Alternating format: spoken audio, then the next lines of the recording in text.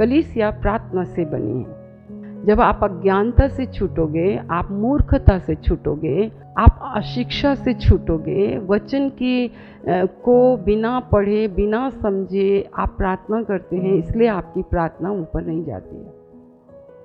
परमेश्वर किसकी विनती सुनता है, परमेश्वर किसकी विनती नहीं सुनता, ये बहुत बड़ी बात है, बहुत बड़ी बात। और मैं कहती इतनी जल्दी सुनते हैं, इतना खुश करते हैं, इतना वो करते हैं, इतना कोई नहीं सुनता, इतना कोई किसी के करीब नहीं होता।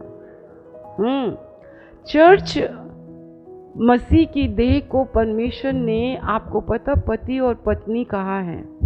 परमेश्वर ने मसीही प्रेम को जो उपाधि दी है ना, एक होना, ये सिर्फ परमेश्वर के द्वारा होता है।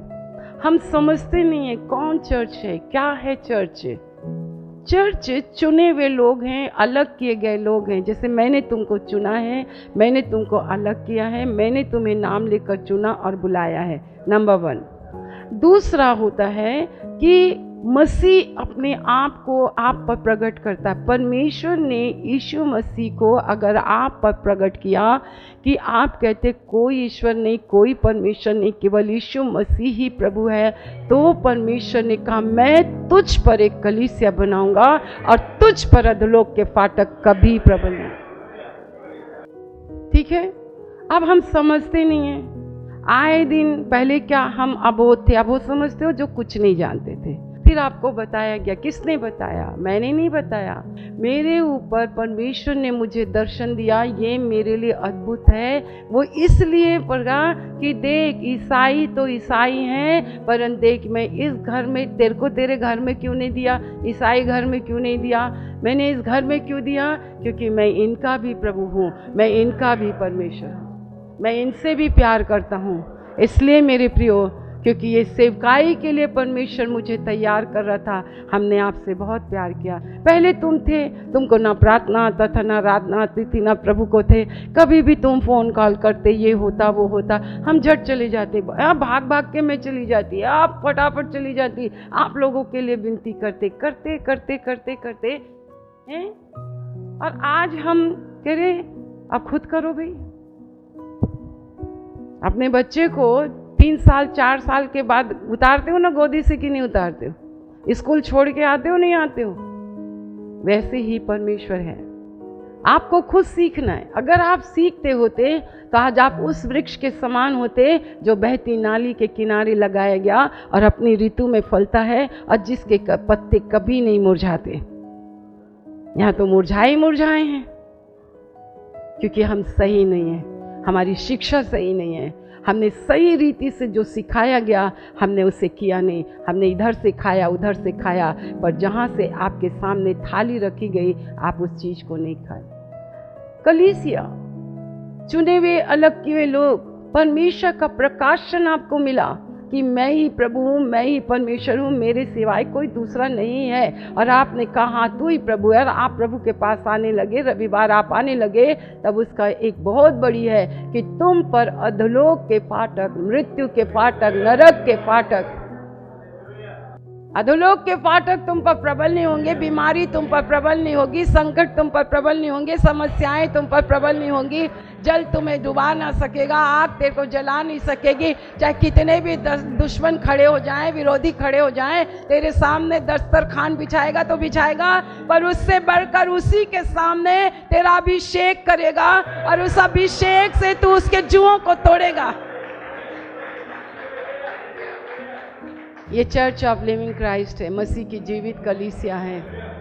हालेलुया। यहाँ मेरा परमेश्वर चलता फिरता, बातों का परमेश्वर ने, मैं बातचीत में ज़्यादा ध्यान नहीं देती, मुझे नहीं अच्छा लगता बातचीत। जो लोग सिर्फ प्रभु की बातें करते रहते, कुछ नहीं करते, एक चीज में नहीं हिलाते। बातें करना बंद करो। Show your power O lord our God. प्रार्थना करो, मेरे जीवन से मेरा अविश्वासी पति को अपनी सामर्थ दिखा, मेरे खोलने वालों को अपनी सामर्थ दिखा। तुम खुद ही डरपोक हो, आप अपने आप को खुश नहीं करना। जीते जी मन फिरा लो और स्वर्ग के राज्य में अपना नाम लिखा लो, तो ही तो तुम्हारा भला है। Show your power my lord my god, show your power. इन विरोधियों को अपने पावर दिखा, इस कैंसर को अपना पावर दिखा, इस ब्लड प्रेशर को अपना पावर दिखा, इस शुगर को अपना पावर दिखा, इस डॉक्टर की रिपोर्ट को अपना पावर दिखा। Oh show your power lord, show your power my lord my God.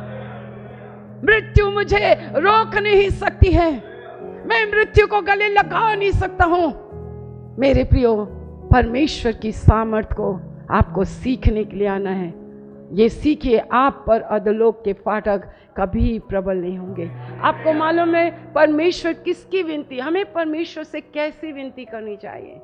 जब आप परमेश्वर की समीपता में आओ ना, तो किसी भी प्रकार की बाधा आपके और परमेश्वर के बीच में ना हो।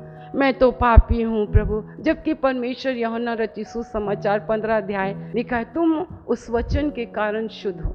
यूहन्ना की पुस्तक 15 अध्याय उसका 3रा वचन, तुम तो उस वचन के कारण जो मैंने तुमसे कहा है शुद्ध हो। बस ठीक है, जोर से पढ़ेंगे।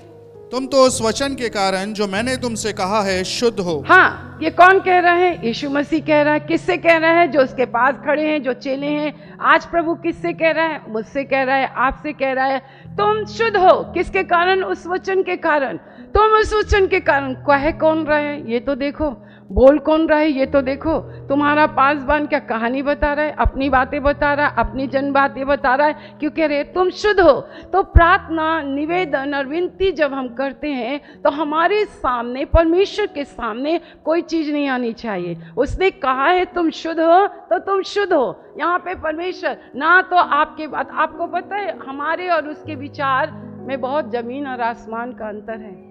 वो हमें ग्रहण करना चाहता है, हमें अपने पास बुलाना चाहता है, वो हमारे लिए महिमा का कारण बनना चाहता है। परंतु मेरे प्रियो, जब कभी आप प्रार्थना करते हो तो प्रार्थना परमेश्वर की इच्छा आपकी इच्छा हो जाए, परमेश्वर की बातें आपकी बातें हो जाएं।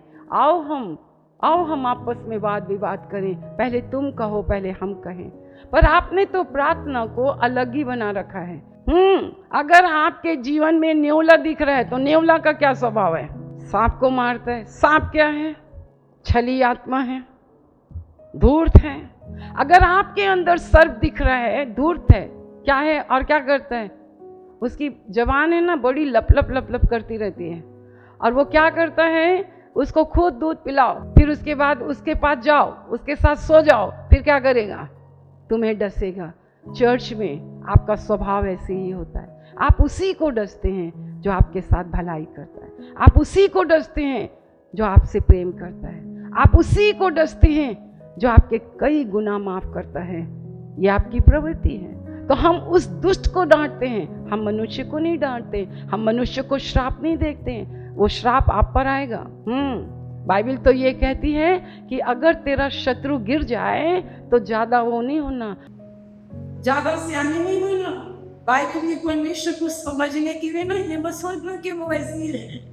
ना वो बिल्कुल वैसी। तेरा शत्रु गिर जाए तो आनंद लगो, और मेरे शत्रु का अगर बैल बोल जाए और तुझे दिखाई दे, मरे दे, बढ़ने दे, अच्छा है ये है नहीं, तू उसकी बाइक उठा, तू उसकी गाड़ी उठा, तू उसका बैल उठा, अब बड़े प्यार से तू उसको अपनी शत्रुओं के तरफ में छोड़ देगी। मेरा परमेश्वर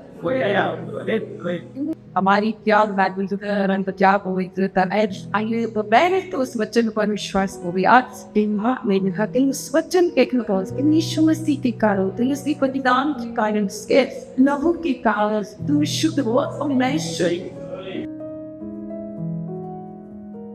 हम विनती करते हैं इस तेल और छल के लिए, यीशु के नाम से यीशु का लहू बन जाए, यीशु के नाम से यीशु का लहू बन जाए, यीशु के नाम से यीशु का लहू बन जाए। और जब वो लोग पिए तो सचमुच में वो चंगे हो जाए, वो चंगे हो जाए।